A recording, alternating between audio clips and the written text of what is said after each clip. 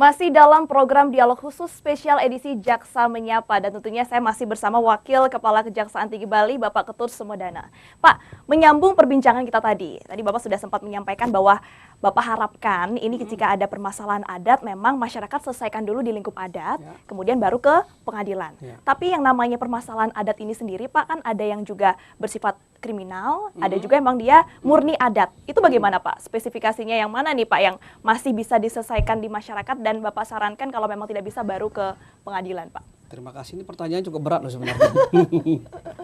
Jadi begini Pak Putri, justru hukum adat ini sebenarnya harus menjadi solusi ketika hukum nasional tidak dipercaya. Ya kan itu. Harus menjadi solusi mereka. Ya kan, artinya apa? Kita kepingin semua permasalahan hukum tidak saja pidana. Khusus pidana ringan tidak punya resistensi tinggi ya, atau penganiayaan ringan kayak gitu kan. Nah, yang ringan-ringan lah, gitu. Pencurian dalam keluarga itu kan juga pidana kan, termasuk pencurian sandal jepit, nenek Mirna mencuri sebatang kayu yang gini-gini tidak perlu sampai masuk ke pengadilan, diselesaikan di masyarakat adat itu loh. Maka saya bilang itu masyarakat hukum adat ini harus menjadi solusi ketika hukum nasional tidak memihak keadilan ke masyarakat, sebenarnya seperti itu. Jadi apa yang dilakukan Putri benar. Tidak semua permasalahan adat harus diselesaikan di masyarakat, tidak seperti itu konsepnya. Semua permasalahan kalau bisa, ya termasuk perdata, termasuk pidana, termasuk masalah-masalah yang sifatnya pribadi seperti perkawinan, pembagian harga waris, selesaikan di masyarakat itu sendiri.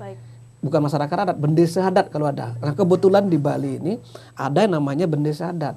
Masyarakat adatnya hidup gitu loh. Hasil penelitian saya di Indonesia ini ada baru 6 yang masih hidup masyarakat adatnya, di Kalimantan, di Sumatera Barat, di Aceh, di Papua sebagian, termasuk di Bali itu sendiri. Nah saya sekarang ada di Bali, saya menghadap sama Pak Gubernur, kita punya ide seperti ini, kira-kira bisa diterima nggak ini? Mereka antusias banget gitu loh. Seperti saya bilang, permasalahan hukum ini sangat complicated. Tadi saya bilang bahwa tadi harus ditekan tingkat kriminalisasi kan. Bahkan yang dimasukkan saja di masa pandemi Mbak Putri ya, 20.000 sampai 60.000 dikeluarkan masih menimbulkan masalah baru lagi. Ini masa pandemi loh, ya kan. Dimana kita itu sulit memasukkan orang ke penjara karena takut akan tertular COVID-19. Coba bayangin itu. Udah takut kita keluarin lagi, setelah keluar dia melakukan tindak pidana lagi. Artinya apa? Tidak efektif itu lembaga pemasyarakatan itu sebenarnya, belum efektif. Karena akan menimbulkan permasalahan baru lagi. Jadi sebenarnya bukan solusi ya Pak ya, masuk ke lembaga pemasyarakatan. Hukum adat ini menjadi solusi sebenarnya. Ya, itu yang menjadi penting. Nah kemudian menyambung pertanyaan tadi saya Pak, sebelum kita komersial break adalah apakah benar Pak ini ternyata masyarakat Bali ini sendiri memang lebih takut dengan hukum adat dibandingkan dengan hukum positif sehingga mereka memang lebih gampang untuk langsung ke pengadilan sajalah atau seperti apa Pak? Kalau saya tidak melihat takutnya, tapi justru yang saya lihat dia ada gengsi. Jadi masyarakat kita ini lebih senang berperkara diputus di pengadilan, ini gengsi sebenarnya. Kalau nggak pengadilan nggak oke, nggak matching kayak gitu kan. Masyarakat kita ini hanya gengsi. Benar. Jadi apa-apa saya laporkan Anda, saya tuntut karena Anda saya gitu punya Pak ya. Ekonomi tinggi, saya mempunyai jabatan, saya punya gini. Sebenarnya tidak seperti itu. Dan kalau saya lebih efektif sebenarnya hukum adat ini lebih dominan dulu. Gitu loh. Baru kita kalau sudah tidak ada penyelesaian di hukum adat atau tidak ada kesepakatan kalau kasus-kasus perdata baru bisa dibawa ke ranah pengadilan. Nah maka dari itu saya bilang kalau tatanan adatnya dibikin bagus ya, kehadiran saya di sini sebenarnya bagaimana membangun tatanan adat di masyarakat desa ini menjadi bagus. Nah ini harus ada payung hukumnya berupa perda. Nanti Pemda harus membiayai sehingga nanti semua permasalahan cukup diselesaikan di praistisia istilahnya, bukan di proistisia.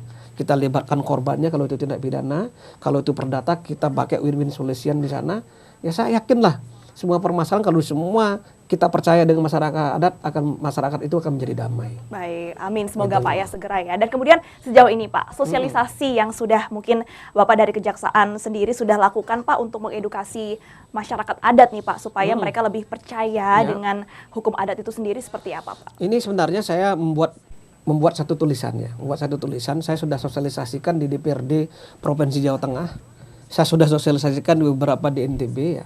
Di sini baru saya komunikasi dengan Pak Gubernur ya. Nah kedepannya seperti apa yang kita harus lakukan kan begitu. Saya bilang Pak Gubernur ini kerjaan gede, kerjaan gawe besar ini. Nah kita harus sambut ini. Kita nanti kumpulkan kepala-kepala daerah, ini ide ini bagus gitu. Karena apa? Saya melihat hanya di Bali ada bendesa adat yang masih hidup. Gitu loh. Kalau cuma bendesa adat itu hanya diperuntukkan untuk apa namanya buat canang, Iya, benar, Pak. hanya Saksi untuk pernikahan, saksi ya benar, Pak. tidak Iya. efektif gitu loh. Mereka ini gaji gitu loh.